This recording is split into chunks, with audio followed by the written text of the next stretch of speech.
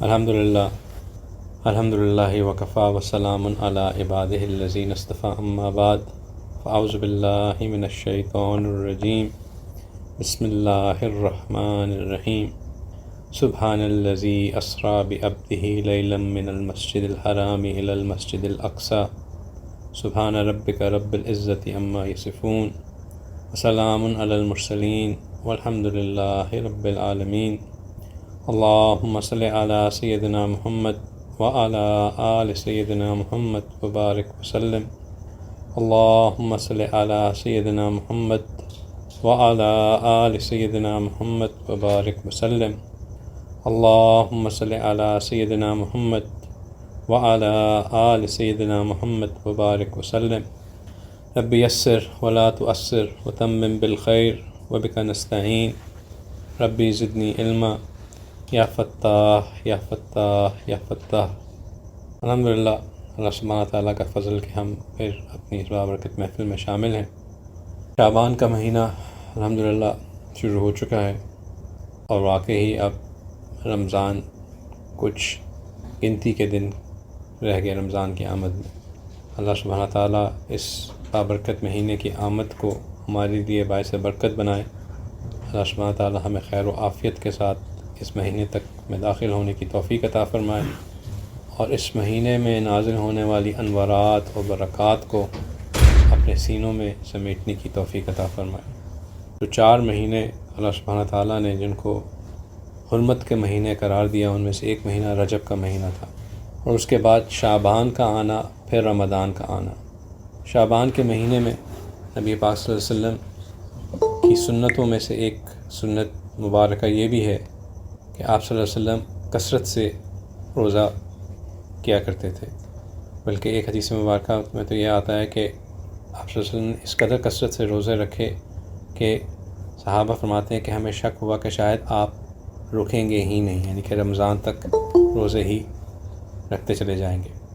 لیکن عموم میں جو بات سکھائی جاتی ہے وہ یہ ہے کہ اگر شعبان کے پہلے 15 دن روزے رکھے جائیں تو وہ افضل ہے، یعنی کہ کنزیکٹیو 15 روزے رکھنا میں فضیلت ہے۔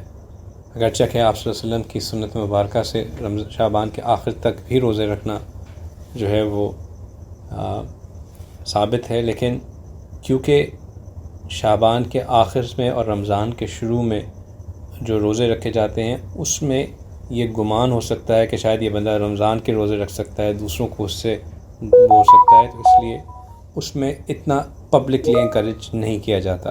لیکن اگر کوئی شخص عادی ہو تو وہ رکھ بھی سکتا ہے۔ لیکن ہم جیسے کمزور بندوں کے لیے بہتر یہی ہے کہ اگر ہم کوشش کر کے اس مہینے میں پہلے 15 دن روزے رکھ لیں تو وہ بہتر ہے۔ اگر یہ نہیں کر سکتے تو کم از کم اس مہینے میں پہلی 15 تاریخ، چاند کی 15 تاریخ، شعبان کی تاریخ چاند کی تاریخوں کے حساب سے ہی ہوگی، اس میں اگر جمعرات اور پیر کا روزہ رکھیں تو وہ بہتر ہے۔ اور اگر کچھ بھی نہیں کر سکتے تو کم از کم جو ہے وہ 13، 14، 15 شعبان کی جو ایام ہیں ان پہ، ایام بیت جو ہیں ان پہ روزہ رکھنے کی ضرور کوشش کریں۔ جو 15ویں شعبان کا روزہ ہوتا ہے اس کو شب بارات کے روزے سے لنک نہیں کرنا چاہیے، بلکہ اس کو 13، 14، 15 کے روزوں سے ہی لنک کر کے اسی نیت سے اس کو روزے کو رکھنا چاہیے، اسی برکت سے اس روزے کی انشاءاللہ اس کی فضیلت زیادہ ہے۔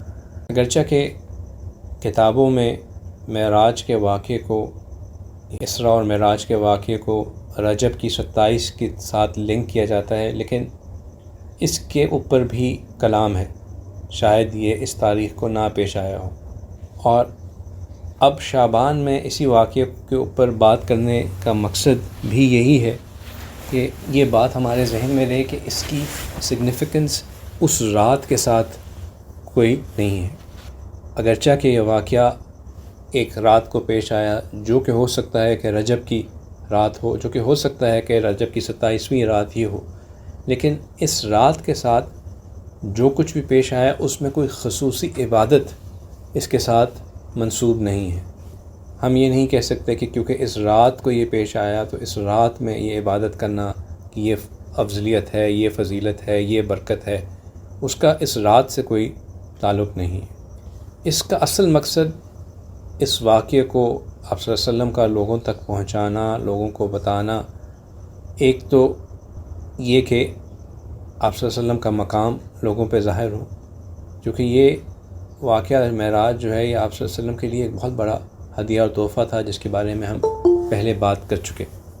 اور دوسرا بڑی بات یہ کہ اس واقعے کے اندر بہت سے ایسی چیزیں پیش آئیں جس سے لوگوں کو بہت تعلیم مل سکتی ہے، بہت سی باتیں مل سکتی ہیں، بہت کچھ سیکھنے کو مل سکتا ہے۔ ہم اس واقعے کے بارے میں جب بات کرتے ہیں تو ہم اسی لیے بات کرتے ہیں تاکہ ہم اس واقعے کو بطور ہمارے دین میں قصے کہانیاں سنانے کا رواج نہیں ہے، مائنڈ سیٹ ہی نہیں ہے کہ ہم قصے کہانیاں سنائیں۔ جب بھی کوئی واقعہ پیش کیا جاتا ہے، جب بھی کوئی بات بتائی جاتی ہے تو اس کا مقصد اس واقعے میں پیش آنے والے جو چیزیں ہیں ان سے کچھ سیکھنا ہے، to draw some lessons out of it, تاکہ ہمیں اس سے کیا مل سکتا ہے، ہمارے لیے اس میں کیا سبق ہے۔ اور ہماری ہر چیز کی طرف یہی اپروچ ہونی چاہیے، ہم جس چیز کو بھی دیکھیں اس کو ہم اسی پرسپیکٹیو سے دیکھیں کہ اس میں what is it that I am taking away from it۔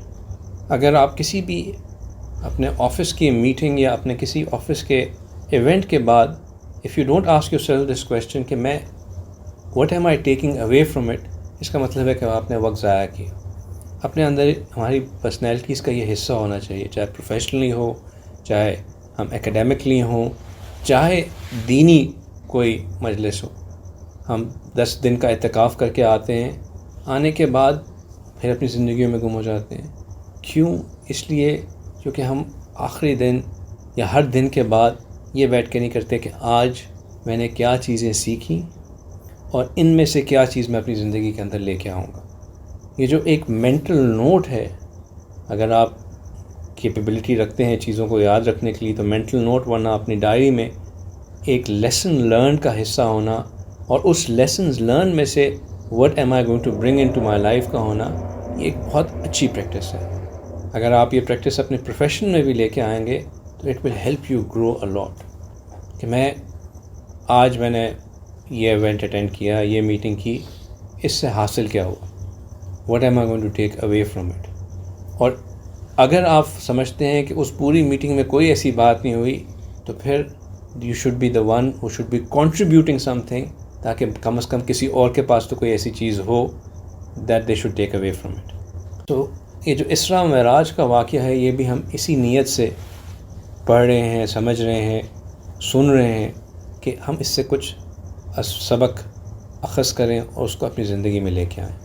اب تک جس واقعے میں ہم نے جو باتیں ان کا تذکرہ کیا وہ ان کا تعلق اسراء کے ساتھ تھا، آپ صلی اللہ علیہ وسلم کا اس کے بعد معراج پہ جانا، 7 آسمان سے گزرنا، ہر آسمان پہ مختلف انبیاء علیہ السلام سے ملاقات کرنا، ان سے کچھ نہ کچھ مکالمہ ہونا، پھر آپ صلی اللہ علیہ وسلم کا سدرۃ المنتہا تک پہنچنا۔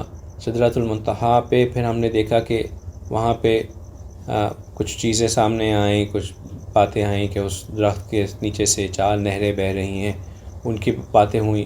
اور پھر آپ صلی اللہ علیہ وسلم کا اس سے اوپر تشریف لے کے جانا، وہاں پہ اللہ سبحانہ تعالیٰ کے ساتھ آپ کا ہم کلام ہونا، آپ صلی اللہ علیہ وسلم کو ہدیہ میں نماز کا پیش کیا جانا، آپ صلی اللہ علیہ وسلم کا واپس اترتے ہوئے موسیٰ علیہ السلام سے ملاقات ہونا، اور پھر بیک اینڈ فورتھ ہونا جس میں موسیٰ علیہ السلام نے رسول اللہ صلی اللہ علیہ وسلم کو نمازوں میں تخفیف کرنے کی تلقین کی۔ ہوتے ہوتے نمازیں 50 سے 5 ہو گئیں، لیکن جو اس میں سب سے بڑی بات سامنے آئی وہ یہ کہ اللہ سبحانہ تعالیٰ نے اجر جو ہے وہ 10 کا برابر ہی رکھا، یعنی کہ 5 کے نمازوں کے بدلے 50 کا ہی ثواب ہمارے لیے رکھا گیا۔ انشاءاللہ آج یہاں سے اس واقعے کے بعد یا مزید اس واقعے میں جو چیزیں پیش آئیں اور ان کے جو ریلیٹڈ سبق تھے ان کے بارے میں بات کریں گے، اور انشاءاللہ اس ٹاپک کو آج اس محفل میں سمیٹنے کی کوشش کریں گے۔ جو بات سامنے ابھی تک اس نماز والے واقعے سے آئی وہ یہ ہے کہ یہ اللہ سبحانہ تعالیٰ کی بہت بڑی رحمت ہے ہمارے اوپر کہ اللہ سبحانہ تعالیٰ نے ہمارے لیے ہر نیکی کے بدلے میں کم از کم اجر جو ہے وہ 10 رکھ دیا. یعنی کہ جو ہم نیکی کرتے ہیں اس کے بدلے ہمیں 10 نیکیوں کا اجر ملتا ہے. جب ہم نیت کر لیتے ہیں تو ہمیں اس نیت کے بدلے 1 اجر مل جاتا ہے. پھر جب ہم وہ عمل کرتے ہیں تو اس کا ملٹیپلائڈ بائی 10 کا ایفیکٹ ہوتا ہے. اور جب ہم گناہ کرتے ہیں تو جب ہم گناہ کی نیت کرتے ہیں تو اس پہ ہمیں کوئی پکڑ نہیں آتی، اور جب گناہ کرتے ہیں تو صرف وہ 1 گناہ لکھا جاتا ہے. تو دا پرابیبلٹی آف ہیونگ ہمارے نامہ اعمال میں ہمارے نیکیوں کو زیادہ ہونے کی چانسز آسان ہو گئے، بہتر ہو گئے اس کے بدلے. لیکن اس میں ایک چیز ذہن میں رکھنی چاہیے کہ اگر کسی برے کام کا یا کسی گناہ کا نیت یا اس کے ذہن میں اس کی سوچ کا تعلق عقیدے کے ساتھ ہے، یا اس کا تعلق جو ہے وہ کسی ایسے عمل سے ہے جو کہ جو ہے وہ بندہ سوچ سے ہی اس کا ہوتا ہے، تو وہ گناہ اس کے حساب سے ہی لکھا جاتا ہے. یہ نہیں ہے کہ اس کے پاس صرف کرنے کے اوپر ہی وہ تب ہوگا. آپ صلی اللہ علیہ وسلم نے اس روز جنت اور جہنم کی زیارت بھی فرمائی. حدیث مبارکہ میں اس کا مختلف جگہوں پہ ذکر ہے.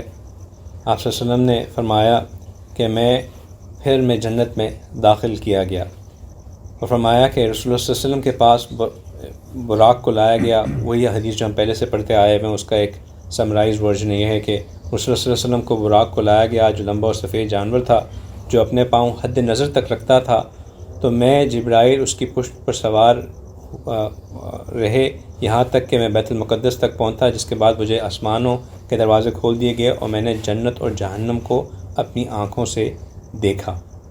ایک اور حدیث مبارکہ میں آتا ہے کہ آپ صلی اللہ علیہ وسلم اس رات ایک ایسی جگہ سے گزرے جو تنگ اور بدبو والی تھی، اور اس کے بعد ایک ایسی جگہ سے گزرے جو کہ کشادہ اور خوشبو والی تھی. آپ صلی اللہ علیہ وسلم نے جبرائیل علیہ السلام سے ان دونوں جگہوں کے بارے میں پوچھا، تو جبرائیل علیہ السلام نے فرمایا کہ یہ تنگ اور بدبو والی جگہ جہنم کی زمین تھی، اور خوشبودار اور کشادہ زمین جنت کی زمین تھی. جنت کی زمین کے بارے میں ایک جو اس کی صفت بیان کی جاتی ہے وہ یہ ہے کہ اسی واقعے سے ریلیٹڈ کہ پھر جب میں جنت میں داخل کیا گیا تو میں نے دیکھا کہ اس میں موتی کی لڑیاں ہیں اور اس کی مٹی مشک ہے. پھر آپ صلی اللہ علیہ وسلم کو یہ بھی معلوم ہوا کہ اللہ سبحانہ تعالیٰ جن گناہوں میں سے ایک گناہ کو بالکل معاف نہیں فرماتے وہ شرک ہے. حدیث مبارکہ میں آیا کہ رسول اللہ صلی اللہ علیہ وسلم کو معراج کی رات میں 3 چیزیں عطا کی گئیں. پہلی نماز، دوسری سورہ بقرہ کی آخری آیتیں، اور آپ صلی اللہ علیہ وسلم کی امت میں سے جو شرک نہ کرے گا اس کے ہلاک کرنے والے گناہوں کو معاف کر دیا جائے گا. یہ 3 انعامات دیے گئے. اس میں جو گناہوں کو معاف کرنے کی بات ہے وہ اللہ سبحانہ تعالیٰ کی رحمت کے اوپر ہے. اللہ سبحانہ تعالیٰ چاہیں جس کو معاف کر دیں، چاہیں اس کے بدلے اس کو سزا دے کے اس کو معاف کر دیں، لیکن جس کو شرک کرے گا وہ کسی حال میں معاف نہیں کیا جائے گا، اگر جب تک کہ اس نے دنیا میں اس سے توبہ کر کے اپنے ایمان کی تجدید نہ کر لی ہو. آپ صلی اللہ علیہ وسلم نے حضرت جبرائیل امین کو ان کی اصل حالت میں بھی دیکھا. حدیث مبارکہ میں اس کے بارے میں بھی آتا ہے. اور اچھا، جو اکثر ایک سوال لوگ اٹھاتے ہیں کہ جی جو لوگوں کو کنفیوز کرنے کے لیے یہ بات کہی جاتی ہے، وہ کہتے ہیں کہ جی جب ہم یہ آیت پڑھتے ہیں سبحان الذی اسریٰ بعبدہ لیلا من المسجد الحرام الی المسجد الاقصیٰ، تو یہ آیت تو آپ صلی اللہ علیہ وسلم کو مسجد حرام سے مسجد اقصیٰ لے کے جانے تک کی بات کر رہی ہے. تو یہ تو اتنا سا ٹرپ کا واقعہ ہے. آپ کہتے ہیں کہ آپ صلی اللہ علیہ وسلم آسمانوں پہ بھی گئے، تو وہ کہاں پہ ہے؟ اس کا تو کوئی ذکر ہی نہیں ہے. اس میں تو صرف مسجد اقصیٰ سے مسجد حرم سے مسجد اقصیٰ تک جانے کی بات ہے. تو اور پھر لوگ کنفیوز ہو جاتے ہیں واقعی کہ اب کیا ہوگا، یہ تو شاید قرآن میں کوئی نص سے اس بات کا ثبوت ہی نہیں ملتا. تو یہ جو دوسری جو سفر ہے، معراج کا جو سفر ہے، وہ سورہ نجم میں اس کا ذکر ہے. اور سورہ نجم میں جہاں اس کا ذکر ہے وہاں پر یہ بات بھی سامنے آتی ہے کہ آپ صلی اللہ علیہ وسلم جو ہے وہ انہوں نے جبرائیل علیہ السلام کو ان کی اصل حالت میں دیکھا. اسی سے اسی سے ریلیٹڈ جو ہے کچھ آیات احادیث مبارکہ بھی ہیں، جس میں حضرت ذر بن حبیش رضی اللہ تعالیٰ عنہ سے سورہ نجم کی اس آیت کے بارے میں سوال کیا گیا کہ نبی پاک صلی اللہ علیہ وسلم نے معراج میں اپنے رب کی بڑی بڑی نشانیوں کو دیکھا، تو انہوں نے فرمایا کہ حضرت عبداللہ بن مسعود نے فرمایا ہے کہ حضرت جبرائیل کو ان کی اصل صورت میں دیکھا جن کے 600 بازو تھے، جبرائیل امین کے 600 بازو تھے۔ ایک اور حدیث مبارکہ میں آتا ہے کہ حضرت عبداللہ بن مسعود رضی اللہ تعالیٰ عنہ نے سورہ نجم کی اس آیت کے بارے میں کہ نبی صلی اللہ علیہ وسلم کے دل نے جھوٹ نہیں بولا، اس چیز کے بارے میں جو نبی پاک صلی اللہ علیہ وسلم نے دیکھا، فرمایا کہ رسول اللہ صلی اللہ علیہ وسلم نے جبرائیل کو سبز لباس کے حلے میں دیکھا جنہوں نے آسمان اور زمین کے درمیان والی جگہ کو پر کیا ہوا تھا۔ اور ایک اور حدیث مبارکہ میں اسی کی مزید تفصیل کے بارے میں آتا ہے کہ نبی صلی اللہ علیہ وسلم فرمایا کہ رسول اللہ صلی اللہ علیہ وسلم نے فرمایا کہ میں نے جبریل کو سدرۃ المنتہا کے قریب دیکھا جن کے 600 بازو تھے، ان کے پروں سے مختلف رنگوں کے موتی اور یاقوت گر رہے تھے۔ تو اب وہ 600 بازو کیسے تھے، کیا حال تھا، کس طرح تھے، اللہ عالم۔ ہم اس بات پہ یقین کرتے ہیں کہ یہ بات ایسی تھی اور ایسے ہی ہوا تھا، لیکن یہ کس حال میں تھی، کیسا تھا، وہ اللہ ہی جانتے ہیں۔ نہ ہمارے اس میں گھسنے کی ضرورت ہے اور نہ ہی ہمیں اس میں پڑھنے کی ضرورت ہے۔ پھر آپ صلی اللہ علیہ وسلم کو یہ بات تو ہم پہلے بھی کر چکے کہ انہوں نے حضرت موسیٰ، حضرت عیسیٰ، حضرت ابراہیم علیہ السلام سے ملاقات ہوئی، لیکن کچھ اور احادیث میں ان حضرات سے ملاقات کے علاوہ دجال اور داروغہ جہنم سے ملاقات کے اس کو دیکھنے کے بارے میں بھی تذکرہ آتا ہے۔ میں وہی حدیث مبارکہ آپ کے سامنے پیش کرتا ہوں۔ بخاری شریف کی حدیث ہے کہ آپ صلی اللہ علیہ وسلم فرماتے ہیں کہ میں نے معراج کی رات میں موسیٰ علیہ السلام کو دیکھا جو گندمی رنگ کے لمبے اور گھنگریالے بالوں والے تھے، گویا کہ شنوا یعنی یمن کے مخصوص لوگوں میں سے ہیں، اور میں نے عیسیٰ علیہ السلام کو دیکھا جو درمیانی قد کے تھے، جن کا رنگ سفید اور سرخ تھا اور سیدھے بالوں والے تھے، اور میں نے مالک یعنی داروغہ جہنم کو دیکھا، اور میں نے دجال کو دیکھا۔ ایک اور جگہ فرمایا کہ میں نے حضرت عیسیٰ، حضرت موسیٰ اور حضرت ابراہیم علیہ السلام کو دیکھا۔ حضرت عیسیٰ علیہ السلام تو سرخ رنگت والے تھے، گھنگریالے بالوں والے تھے، کشیدہ سینے والے تھے۔ حضرت موسیٰ علیہ السلام سانولے اور خوب جسامت والے تھے۔ صحابہ اکرام نے پوچھا کہ یا رسول اللہ، حضرت ابراہیم علیہ السلام وہ کیسے تھے؟ تو آپ صلی اللہ علیہ وسلم نے فرمایا کہ اپنے اس صاحب یعنی مجھے دیکھ لو، وہ کچھ میرے سے مشابہ تھے۔ ایک اور جگہ فرمایا کہ اور دجال کو اس کی صورت میں دیکھا، جاگتی ہوئی آنکھوں سے نہ کہ سوتی ہوئی آنکھوں سے۔ اور عیسیٰ ابن مریم اور ابراہیم علیہ السلام کو بھی اور نبی علیہ السلام سے دجال کے بارے میں پوچھا گیا تو آپ نے فرمایا کہ میں نے اسے بڑے قد و قامت میں سفید رنگ میں دیکھا، اس کی دونوں آنکھوں میں سے ایک آنکھ سپٹ تھی، گویا کہ وہ سفید موتی تھی، اور گویا کہ اس کے بال درخت کی ٹہنیوں کی طرح ہیں۔ اور میں نے حضرت عیسیٰ کو جوان اور گورا دیکھا، بال گھنگریالے تھے، آنکھیں سرخ مائل تھیں، پتلے تھے۔ میں نے موسیٰ علیہ السلام کو دیکھا، گندمی رنگ کے تھے، زیادہ بالوں اور مضبوط جسم والے تھے، اور میں نے حضرت ابراہیم علیہ السلام کو بھی دیکھا۔ اس سے معلوم ہوتا ہے کہ آپ صلی اللہ علیہ وسلم نے اس رات میں آپ کو جہنم کے داروغہ کی بھی ملاقات کرائی گئی اور آپ کو دجال کو بھی دکھایا گیا۔ پھر جنت میں آپ صلی اللہ علیہ وسلم نے سیدنا عمر رضی اللہ تعالیٰ عنہ کے محل کی بھی زیارت فرمائی۔ نبی پاک صلی اللہ علیہ وسلم فرماتے ہیں کہ میں معراج کی رات جنت کے اندر چل رہا تھا کہ میں نے ایک محل دیکھا۔ میں نے کہا کہ اے جبرائیل، یہ کس کا محل ہے؟ میرا خیال ہے کہ یہ میرے لیے ہے۔ جبرائیل امین نے کہا کہ یہ عمر رضی اللہ تعالیٰ عنہ کے لیے ہے۔ پھر میں نے تھوڑا چلا اور میں نے ایک اور محل پہلے محل سے زیادہ عالی شان دیکھا، تو میں نے کہا اے جبرائیل، یہ کس کے لیے ہے؟ اور میرا خیال تھا کہ یہ میرے لیے ہے۔ جبرائیل امین نے کہا یہ عمر رضی اللہ تعالیٰ عنہ کے لیے ہے، اور اس میں خوبصورت بڑی بڑی آنکھوں والی حور تھی۔ اے ابو حفص یعنی عمر، مجھے اس میں داخل ہونے سے آپ کی غیرت مانے آ گئی۔ یہ سن کر عمر رضی اللہ تعالیٰ کی آنکھوں سے آنسو آ گئے اور انہوں نے کہا کہ اے اللہ کے رسول، کیا میں آپ سے بھی غیرت کروں گا؟ یہ عمر رضی اللہ تعالیٰ عنہ کی فضیلت اور ان کی کہ جنتی ہونے کی واضح ثبوت ہے۔ عمر رضی اللہ تعالیٰ عنہ ان چند صحابہ اکرام میں سے تھے جن کو نہ صرف دنیا میں جنت کی بشارت ملی بلکہ متعدد بار اللہ سبحانہ تعالیٰ نے ان کی تائید بھی کی۔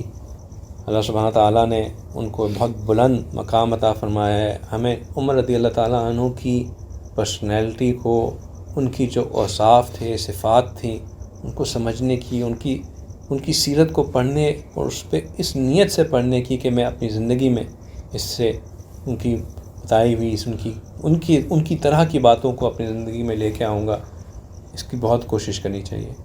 نبی پاک صلی اللہ علیہ وسلم کی سیرت مبارکہ، ابو بکر صدیق رضی اللہ تعالیٰ عنہ کی سیرت مبارکہ اور عمر رضی اللہ تعالیٰ عنہ کی سیرت مبارکہ میرے نزدیک ہر وہ شخص جو اپنے آپ کو ایک بہتر مومن بنانا چاہتا ہے اس کے اوپر واجب بہت ضروری ہے ان تینوں ہستیوں کی سیرت مبارکہ کو سمجھنا۔ یہ اللہ کے بہت مقرب بندوں میں سے ہیں، یہ تینوں ساتھی ایک ساتھ ہیں۔ اللہ سبحانہ تعالیٰ نے ان کو بہت اعلیٰ مقام عطا کیا ہے۔ اگر ہم چاہتے ہیں کہ وہ چیزیں ہمارے اندر ہوں جس کی وجہ سے ہمارے سے بھی اللہ کی وہی محبت کا تعلق ہو جو اپنے ان بندوں سے تھا، تو وہ پہلا قدم تو یہ ہے کہ ہم ان کی ہستیوں کو جانیں، سمجھیں، کم از کم کوشش تو کریں کہ یہ لوگ حضرات تھے کون۔ پھر آپ صلی اللہ علیہ وسلم نے جنت میں حضرت زید بن حارثہ جو کہ آپ صلی اللہ علیہ وسلم کے آزاد کردہ غلام اور خادم تھے، ان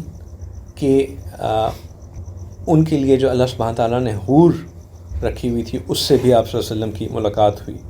پھر آپ صلی اللہ علیہ وسلم فرماتے ہیں کہ میں معراج کی رات میں جب جنت میں داخل ہوا تو میں نے ایک طرف سے ایک آہٹ محسوس کی، تو میں نے جبرائیل امین سے اس آواز کے بارے میں پوچھا تو انہوں نے کہا یہ آپ کے مؤذن بلال کے قدموں کی آواز ہے۔ پھر رسول اللہ صلی اللہ علیہ وسلم نے اس کی لوگوں کو خبر دی اور فرمایا کہ بلال کامیاب ہو گئے، میں نے ان کے قدموں کی آواز اس طرح سنی ہے۔ پھر نبی پاک صلی اللہ علیہ وسلم فرماتے ہیں کہ میری ملاقات حضرت ابراہیم علیہ السلام سے ہوئی تو انہوں نے فرمایا کہ اپنی امت کو میری طرف سے سلام کہنا اور ان کو خبر دینا کہ جنت کی مٹی بہت پاکیزہ ہے اور اس کا پانی بڑا میٹھا ہے، لیکن وہ چٹیل میدان ہے، یعنی کہ اٹس فلیٹ لینڈ، اس میں شجر کاری کرنا ضروری ہے، یعنی کہ اس کو ہارویسٹ کرنا آپ کی ذمہ داری ہے۔ اپنی امت کو یہ بات کہیں۔ کس طرح شجر کاری کریں؟ سبحان اللہ، الحمدللہ، لا الہ الا اللہ اور اللہ اکبر کہہ کر، یعنی کہ جو تسبیح ہے سبحان اللہ، الحمدللہ، اللہ اکبر اور اس کے ساتھ لا الہ الا اللہ ایڈ کرنا، یہ وہ شجر کاری ہے جس سے جنت کی زمین میں ہمارے لیے سبزہ اور زرخیزی ہوتی ہے۔ ایک اور اسی طرح کی حدیث مبارکہ میں آپ صلی اللہ علیہ وسلم فرماتے ہیں کہ معراج کی رات میں ابراہیم علیہ السلام کے پاس سے گزرے تو انہوں نے فرمایا کہ اے جبریل آپ کے ساتھ کون ہے؟ تو انہوں نے کہا یہ محمد صلی اللہ علیہ وآلہ وسلم ہیں۔ تو حضرت ابراہیم علیہ السلام نے اپنی امت کو فرمایا کہ اپنی امت کو جنت کی شجر کاری کا حکم دیں کیونکہ اس کی مٹی پاکیزہ ہے اور اس کی زمین وسیع ہے۔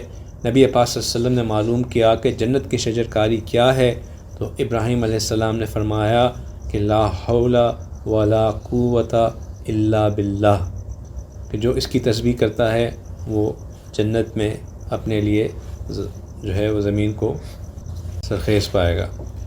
پھر یہ بات ہم پہلے پڑھ چکے ہیں کہ آپ صلی اللہ علیہ وسلم جب مکہ مکرمہ سے چلے اور بیت المقدس کی طرف جا رہے تھے تو آپ صلی اللہ علیہ وسلم نے 3 جگہ پہ رک کے 3 جگہ نماز پڑھی۔ ایک جگہ رکے، وہاں نماز پڑھی، پوچھا گیا کہاں آپ نے کہاں نماز پڑھی تو فرمایا کہ یہ یثرب ہے، مدینہ المنورہ ہے، جہاں آپ ہجرت کر کے آئیں گے۔ دوسری جگہ رکے، وہاں نماز پڑھی، پوچھا گیا کہ یہ کیا ہے تو فرمایا کہ یہ وہ جگہ ہے جہاں پہ موسیٰ علیہ السلام نے اللہ سبحانہ تعالیٰ کے ساتھ کلام فرمایا تھا، اور تیسری جگہ وہاں رکے جہاں پہ عیسیٰ علیہ السلام کی ولادت ہوئی تھی۔ تو ان تینوں جگہوں پہ آپ صلی اللہ علیہ وسلم نے نفل پڑھے۔ اس سے یہ بات سامنے آتی ہے کہ اگر انسان کسی ایسے مقام پہ رک کر نماز پڑھے جو کہ بابرکت ہو تو اس میں کوئی حرج نہیں ہے، جب تک کہ اس میں غلو نہ شروع کر دیا جائے۔ غلو ہونے سے یعنی کہ اس کو اوور کر دینا ہے، اس کو مینڈیٹری مسٹ بنا دینا اور وہاں نماز پڑھے بغیر آگے ہی نہ بڑھنا اور کہنا کہ یہ فرض واجب کا خطبہ اس پہ لگا دینا، یہ پھر بدعت ہے، یہ خطرناک چیز ہے۔ لیکن اگر آپ کو علم ہے، اس کو اس کے مقام پہ رکھ کے وہ نماز پڑھ رہے ہوں تو اس میں کوئی بری بات نہیں ہے۔ اس واقعے میں ایک اور واقعہ جو پیش آیا وہ یہ تھا کہ آپ صلی اللہ علیہ وسلم فرماتے ہیں کہ وہ براق مجھے لے کر چلا، اپنے پاؤں حد نظر پر رکھ رہا تھا۔ پھر میں نے اپنے دائیں طرف آواز سنی کہ اے محمد ذرا ٹھہریے، آپ سے کچھ پوچھنا ہے، تو میں چلتا رہا اور اس کی طرف توجہ نہ کی۔ پھر میں نے اپنے بائیں طرف سے آواز سنی کہ اے محمد ذرا ٹھہریے، آپ سے کچھ پوچھنا ہے، تو میں چلتا رہا، اس کی طرف توجہ نہ کی۔ پھر راستے میں میرے سامنے ایک عورت آئی جس پر دنیا کی ہر طرح کی زیب و زینت کا سامان تھا، اور اس نے اپنے ہاتھ اٹھا رکھے تھے اور یہ کہہ رہی تھی کہ اے محمد ذرا ٹھہریے، آپ سے کچھ پوچھنا ہے، تو میں چلتا رہا اور میں نے اس کی طرف توجہ نہ کی۔ پھر میں بیت المقدس آیا، پھر میں نے براق سے نیچے اترا اور اس کو حلقے میں باندھ دیا جس میں انبیاء باندھا کرتے تھے۔ پھر میں مسجد میں داخل ہوا اور میں نے نماز پڑھی۔ پھر مجھے جبرائیل امین نے کہا کہ آپ نے راستے میں کیا دیکھا؟ تو میں نے کہا کہ میں نے اپنے دائیں جانب سے یہ آواز سنی کہ اے محمد ذرا ٹھہریے، آپ سے کچھ پوچھنا ہے، تو میں گزر گیا، میں نے اس کی طرف توجہ نہ کی۔ تو جبرائیل امین نے فرمایا کہ یہ یہودیت کا داعی تھا، اگر آپ ٹھہر جاتے تو آپ کی امت یہودی ہو جاتی۔ میں نے کہا کہ پھر میں نے اپنی بائیں جانب سے آواز سنی کہ اے محمد ذرا ٹھہریے، آپ سے کچھ پوچھنا ہے، تو میں گزر گیا، پھر میں نے اس کی طرف توجہ نہ کی۔ جبرائیل امین نے فرمایا وہ نصرانیت کا داعی تھا، اگر آپ ٹھہر جاتے تو آپ کی امت نصرانی ہو جاتی۔ میں نے کہا کہ پھر میرے سامنے ایک عورت آئی جس پر دنیا کی ہر زیب و زینت کا سامان تھا اور اس نے اپنے ہاتھ اٹھا رکھے تھے اور یہ کہہ رہی تھی کہ محمد ذرا ٹھہریے، میں نے آپ سے کچھ پوچھنا ہے، تو میں چلتا رہا اور میں نے اس کی طرف توجہ نہ کی۔ جبرائیل امین نے فرمایا یہ دنیا تھی جو مزین ہو کر آپ کے سامنے آئی تھی، اور اگر آپ اس کی آواز پر ٹھہر جاتے تو آپ کی امت دنیا کو آخرت پہ ترجیح دیتی۔ تو یہ بات اس چیز کی طرف اشارہ کرتی ہے کہ ہمیں ہمارے لیفٹ رائٹ سے جو ہے وہ مختلف چیزیں اپنی طرف اٹریکٹ کرتی رہیں گے۔ اس زمانے میں جب ریلیجس مائنڈ سیٹ زیادہ تھا تب وہ اپنی طرف اٹریکٹ کرتے تھے، اب جب کہ الحاد اپنے زور پہ ہے تو لوگ ایتھیزم کی طرف زیادہ اٹریکٹ ہو رہے ہیں، لاجک کی طرف زیادہ اٹریکٹ ہو رہے ہیں۔ تو اگر ہم اس لیفٹ رائٹ کی آوازوں کو اٹینشن دیتے رہیں گے تو یہ اسی طرح ہمیں ڈسٹریکٹ کرتی رہیں گی، اور یہ بھی کہ دنیا جو ہے وہ اپنے عمر کے آخری حصے سے گزر رہی ہے، لیکن اب بھی وہ اپنے آپ کو ایسے زیب و زینت سے آراستہ کرتی ہے کہ اگر ہم اس کی طرف توجہ دیں گے تو وہ دنیا ہمیں اپنے اندر کھینچ لے گی۔ اسی واقعے میں اسی رات میں اس کے سفر میں ایک اور واقعہ جو پیش آیا وہ یہ کہ ایک جگہ پہ شیطان نے بھی آپ صلی اللہ علیہ وسلم کو پکارا اور اپنی طرف متوجہ کرنے کی کوشش کی۔ وہ کچھ واقعہ اس طرح ہے کہ آپ صلی اللہ علیہ وسلم فرماتے ہیں کہ میں سوار ہوئے کہ پھر رسول اللہ صلی اللہ علیہ وسلم سوار ہوئے تو آپ نے راستے کے کنارے پر ایک بوڑھی عورت کو دیکھا، تو معلوم کیا کہ اے جبرائیل یہ کیا ہے؟ تو جبرائیل نے فرمایا کہ اے محمد چلتے رہو۔ رسول اللہ صلی اللہ علیہ وسلم چلتے رہے جتنا اللہ تعالیٰ نے چلانا چاہا۔ پھر کوئی راستے میں سے ایک طرف کو ہٹ کر آواز دے رہا تھا اور کہہ رہا تھا کہ اے محمد ادھر آئیے۔ جبرائیل امین نے کہا کہ اے محمد چلتے رہیے۔ رسول اللہ صلی اللہ علیہ وسلم چلتے رہے جتنا اللہ تعالیٰ نے چلانا چاہا۔ پھر اللہ تعالیٰ کی ایک مخلوق سے ملاقات ہوئی، ان میں سے کسی نے کہا آپ پر سلام ہو، آپ صلی اللہ علیہ وسلم پر سلام ہو، سلام ہو اول، آپ صلی اللہ علیہ وسلم پہ سلام ہو آخر، آپ پر سلام ہو حاشر۔ جبرائیل امین نے فرمایا کہ اے محمد ان کو سلام کا جواب دیجیے۔ رسول اللہ صلی اللہ علیہ وسلم نے ان کے سلام کا جواب دیا۔ پھر دوسری مرتبہ کچھ لوگوں سے ملاقات ہوئی، پھر پہلی مرتبہ کی طرح ان سے بھی مکالمہ ہوا، اور پھر تیسری مرتبہ بھی پہلی 2 مرتبہ کی طرح مکالمہ ہوا، یہاں تک کہ رسول اللہ صلی اللہ علیہ وسلم بیت المقدس تک پہنچ گئے۔ پھر آپ پر پانی اور دودھ اور شراب پیش کی گئی تو رسول اللہ صلی اللہ علیہ وسلم نے دودھ کو لے لیا۔ آپ کو حضرت جبرائیل علیہ السلام نے کہا آپ نے فطرت کو پا لیا ہے، اگر آپ پانی لے لیتے تو آپ کی امت غرق ہو جاتی، اور اگر آپ شراب لے لیتے تو آپ کی امت جو ہے وہ بھٹک جاتی۔ پھر آپ صلی اللہ علیہ وسلم نے حضرت آدم علیہ السلام اور ان سے نیچے نبی جمع کیے گئے جن کو رسول اللہ صلی اللہ علیہ وسلم نے اس رات امامت فرمائی۔ پھر آپ سے حضرت جبرائیل نے کہا کہ وہ بڑھیا جو آپ کے راستے کے کنارے پر دیکھی تھی وہ دنیا تھی، دنیا کی امت اتنی ہے، اتنی ہی قلیل اور تھوڑی باقی رہ گئی ہے جتنی اس بوڑھی عورت کی عمر باقی ہے، اور راستے سے ہٹا ہوا اللہ کا دشمن ابلیس تھا جو آپ کو اپنی طرف مائل کرنا چاہتا تھا، اور جنہوں نے آپ کو سلام کیا وہ ابراہیم، موسیٰ اور عیسیٰ علیہ السلام تھے۔ نبی پاک صلی اللہ علیہ وسلم کو اس رات جب حضرت عیسیٰ، حضرت موسیٰ اور حضرت ابراہیم علیہ السلام سے ملاقات ہوئی تو وہ قیامت کے متعلق کچھ گفتگو فرما رہے تھے۔ تو آپ صلی اللہ علیہ وسلم نے ان سے پوچھا کہ قیامت کب آئے گی؟ ابراہیم علیہ السلام سے پوچھا تو انہوں نے فرمایا کہ مجھے اس کے بارے میں علم نہیں۔ حضرت موسیٰ سے پوچھا تو انہوں نے فرمایا کہ مجھے بھی اس کے بارے میں علم نہیں۔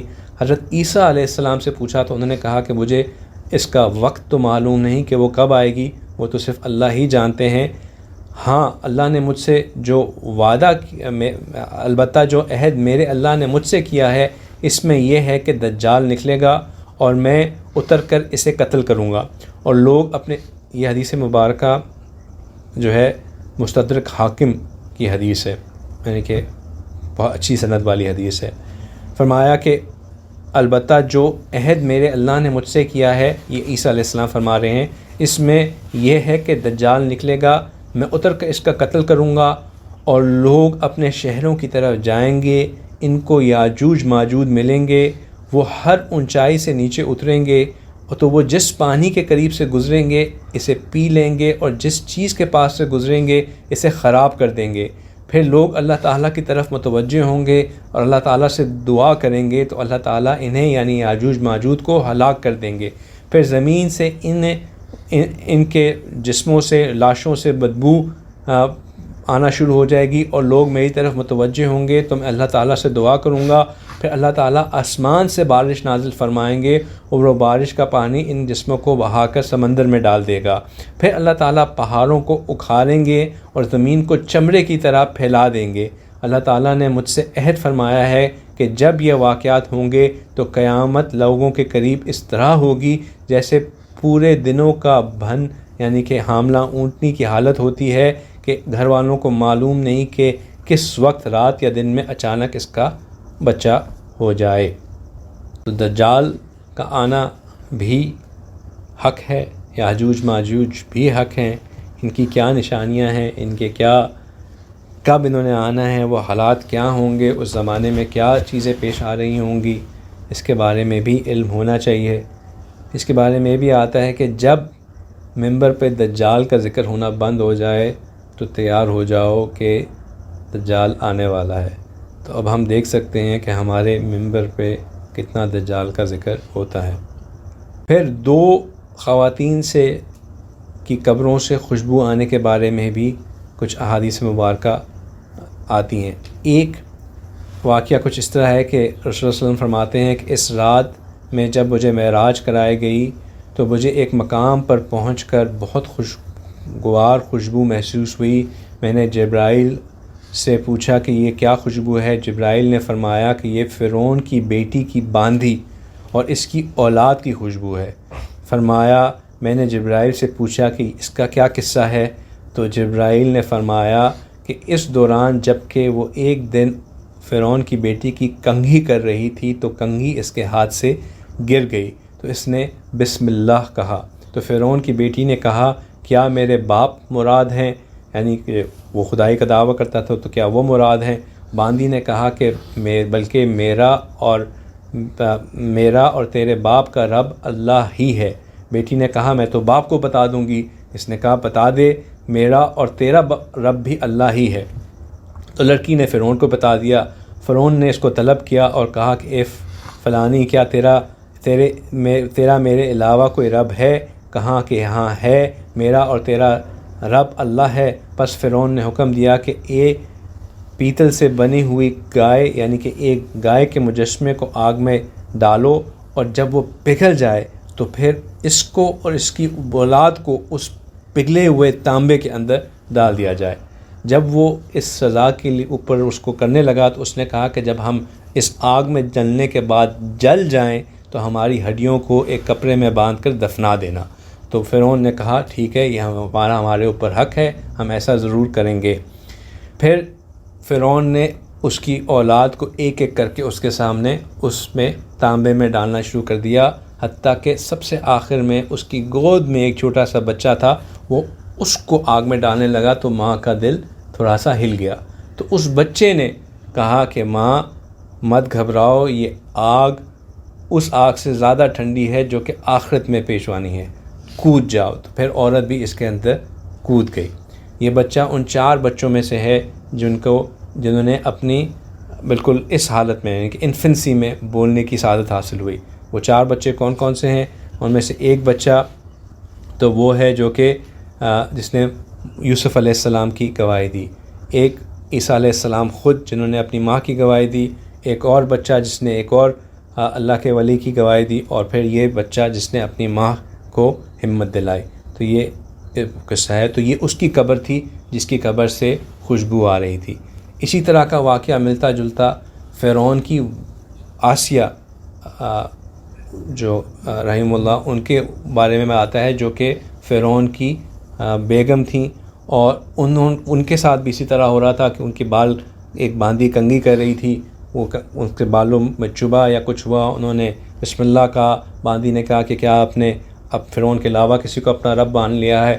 اس نے کہا ہاں میرا رب اب اللہ ہے۔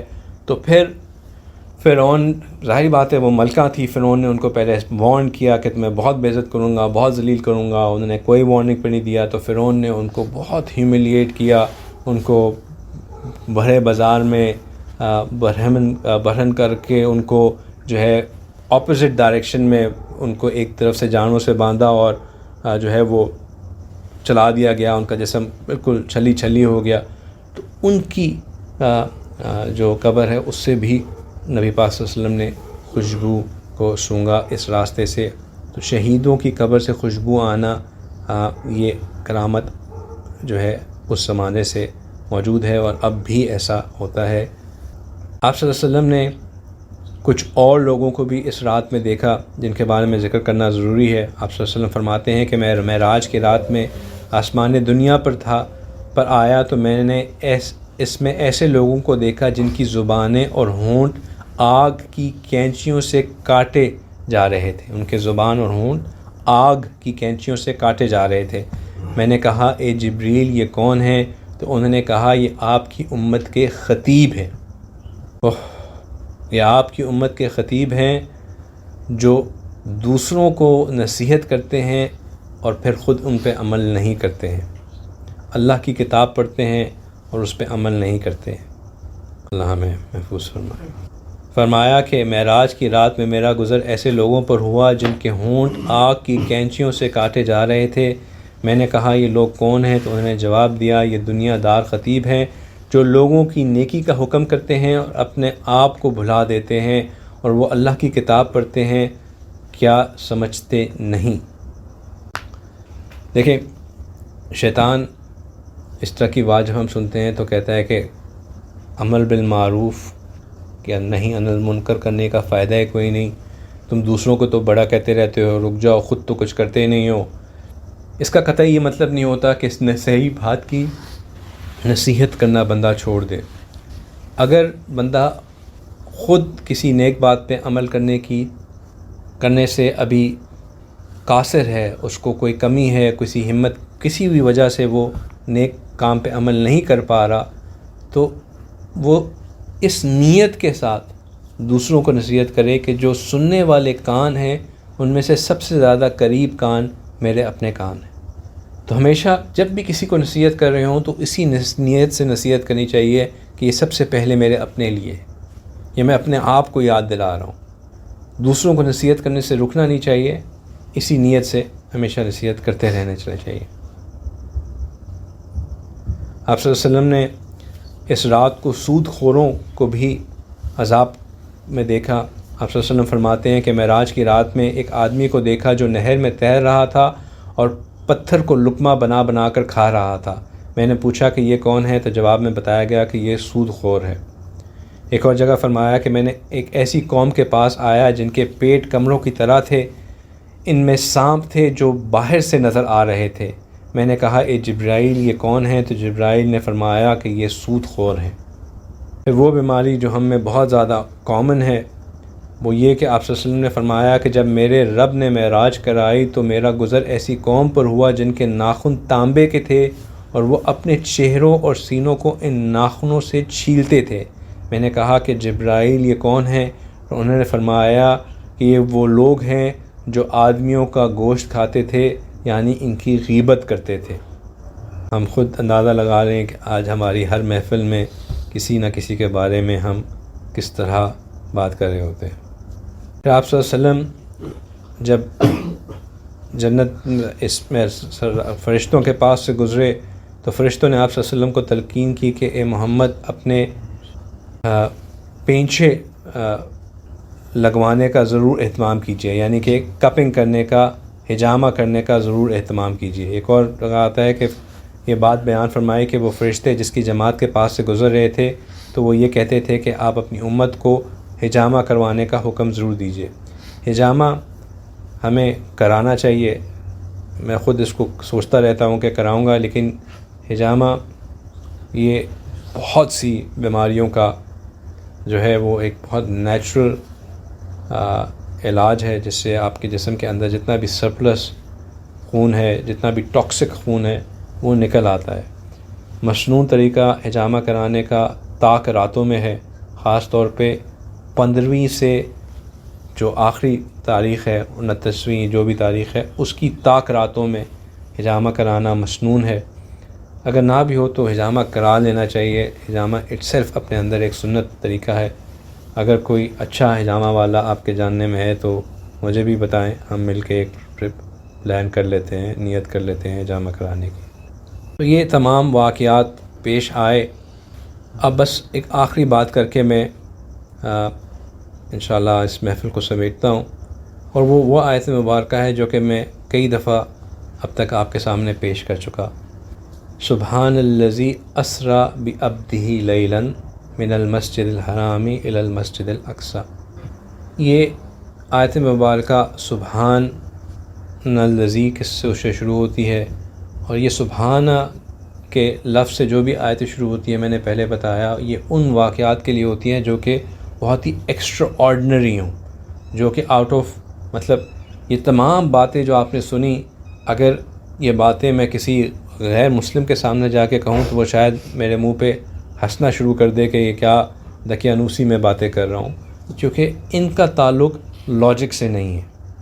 یہ کس سفیر میں ہو رہی تھیں، کس ڈائمنشن میں ہو رہی تھیں، کیا ان کی وہ تھے، انبیاء علیہ السلام اپنی جسمانی حالت میں تھے، روحانی حالت میں تھے، زمین پہ تھے، آسمان پہ تھے، کہاں تھے، کیسے تھے، فرشتے کیسے نظر آ رہے تھے، جنتی جہنمی کیسے نظر آ گئے، جبکہ ابھی تک جنت جہنم میں لوگ داخل ہی نہیں ہوئے، وہ تو آخرت کے بعد ہونا ہے۔ اس کو اگر ہم لاجکلی ٹٹولنا شروع کریں تو بہت ہی انکمپریہنسبل قسم کی سچویشن ہے۔ لیکن چونکہ یہ نبی پاک صلی اللہ علیہ وسلم کی ہم نے کیا سیکھا کہ ابو بکر صدیق رضی اللہ تعالیٰ عنہ صدیق کیوں تھے، کیوں کہلائے؟ کیونکہ انہوں نے لاجک نہیں لڑائی۔ انہوں نے یہ نہیں کہا کہ میں پہلے جا کے نبی پاک صلی اللہ علیہ وسلم سے ویلیڈیٹ کرتا ہوں، سوچتا ہوں، ان کو کراس کویسچن کرتا ہوں، ایک دفعہ ذرا مجھے کلیئر ہو جائے پھر میں کہوں گا۔ جیسے ہی کفار نے ان کو کہا کہ تمہارا دوست جو ہے وہ ایسی باتیں کر رہا ہے تو انہوں نے صرف ایک بات پوچھی کہ کیا یہ بات رسول اللہ صلی اللہ علیہ وسلم کہہ رہے ہیں؟ انہوں نے کہا ہاں، انہوں نے کہا پھر یہ سچ ہے۔ کچھ باتیں ایسی ہیں جن پہ ہمیں اندھا اعتماد کر لینا ہی ہمارے لیے خیر ہے۔ اس کو یہ کہہ دینا کہ یہ کیونکہ یہ بات رسول اللہ صلی اللہ علیہ وسلم نے کہی ہے تو یہ سچ ہے، اس کو یوں ہی مان لینا ہمارے لیے خیر ہے۔ دوسری بات اس میں جو بہت جو میرے لیے بہت جو بات موٹیویٹ کرتی ہے وہ یہ ہے کہ اللہ سبحانہ تعالیٰ نے نبی پاک صلی اللہ علیہ وسلم کو جب یہ اتنی خوبصورت رات کے پیش میں اپنے پاس بلایا، اس رات میں آنے والے واقعات، اور ہم نے سنا کہ کتنے انہونے واقعات ہیں جو کہ سارے کے سارے پیش آئے، اتنا بڑا انعام، اپنے آپ سے ملاقات، انبیاء علیہ السلام کی امامت، فرشتوں، جنت، جہنم، اتنی چیزوں کا انعام جب دیا، تو اس انعام کے لیے جو اللہ سبحانہ تعالیٰ نے اپنے محبوب کے لیے جو الفاظ چوز کیے، جو ٹائٹل چوز کیا، جس سے ان کو پکارا گیا، جس سے بتایا گیا کہ یہ میں نے اپنے محبوب کو اتنا بڑا انعام دیا ہے، وہ لفظ کیا تھا؟ وہ لفظ تھا عبد۔ سبحان الذی اسری بعبدہ، اپنے عبد۔ یہ بات ہمیں ذہن میں بٹھا لینی چاہیے کہ یہ جو عبد ہے نا، یہ غلام اس دنیا والا غلام نہیں ہے۔ یہ عبد، جب اللہ سبحانہ تعالیٰ کا عبد ہونے کا ٹائٹل ملتا ہے تو یہ وہ ٹائٹل ہے جو کہ ایکسٹریملی سپیریئر ہے، جس کا بہت ہی خاص اجر ہے، جس کا بہت ہی خاص جو ہے وہ اعلیٰ مقام ہے۔ یہ عبد وہ عبد نہیں ہے جو کہ ہم سمجھتے ہیں کہ غلام ہوگا، اپنی کوئی مرضی نہیں ہوگی، اپنا بس مالک کے کہنے پہ چلے گا، نہ کوئی تنخواہ، نہ کوئی بیوی، نہ کوئی بچہ، بس مزدوری مزدوری مزدوری۔ یہ عبد وہ نہیں ہے۔ عبد اللہ کے ہاں ایک بہت بہت بہت اعلیٰ مقام ہے۔ قرآن میں اللہ سبحانہ تعالیٰ نے جب بڑے مقامات یا بڑے انعامات کا ذکر کیا ہے تو وہاں پہ لفظ عبد استعمال کیا ہے۔ جب علم کے وارث بنانے کا استعمال کیا تو اللہ سبحانہ تعالیٰ نے وہاں پہ یہ کہا کہ اپنے عباد میں سے ہم ان لوگوں کو چنتے ہیں اپنے علم کا وارث بنانے کے لیے۔ تو یہ عبدیت کا مقام بہت بڑا مقام ہے، اور ہم نے اس عبدیت کے مقام کو حاصل کرنے کی کوشش کرنی ہے۔ ہم نے اللہ کا عبد بننا ہے، اور عبد بننے کے لیے جو چیز بہت ضروری ہے وہ یہ ہے کہ میری میں ختم ہو جائے، اپنی میں کو مٹانا ہے۔ میں یہ جو ہم میں کرتے رہتے ہیں نا، کہ میری مشکلات، میری ضروریات، میری پریشانیاں، میری ڈیفیکلٹیز، میرا یہ، میرا وہ، ہم نے اس کو ختم کرنا ہے، اور بس یا اللہ جس طرح آپ نے رکھا، جس حال میں آپ نے رکھا، جیسے آپ نے بنایا، میں اس میں آپ سے راضی۔ یہ بات کہنا آسان ہے، کرنا مشکل ہے، لیکن اتنے بڑے مقام پہ پہنچنے کے لیے مشکل تو اٹھانی پڑتی۔ یہ نہیں ہو سکتا کہ بس ہم کہیں گے اور ہم وہاں پہنچ جائیں گے۔ مشکل تو ہے لیکن ناممکن نہیں، مشکل ہے ناممکن نہیں۔ اور مشکل صرف اس کے لیے ہے جو اپنے آپ سے محبت کرنے والا ہے، کیونکہ مشکل صرف اس میں ایک ہی چیز ہے کہ اپنی میں کو مٹانا ہے، اس کی محنت کرنی ہے۔ جو اس محنت میں لگ جائے وہ کامیاب ہے۔ اس کی محنت کیا ہے، وہ کیسے کرنی ہے، وہ پھر کسی دن اور دن کے لیے، وہ ہم پہلے بہت دفعہ بات کر چکے ہیں، لیکن انشاءاللہ جو ساتھی نئے ہیں پھر کبھی ان سے انشاءاللہ دوبارہ کبھی بات کریں گے۔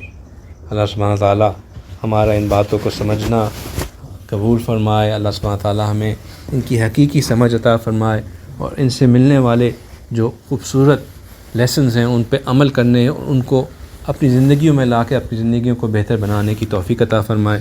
وآخر دعوانا ان الحمد للہ رب العالمین۔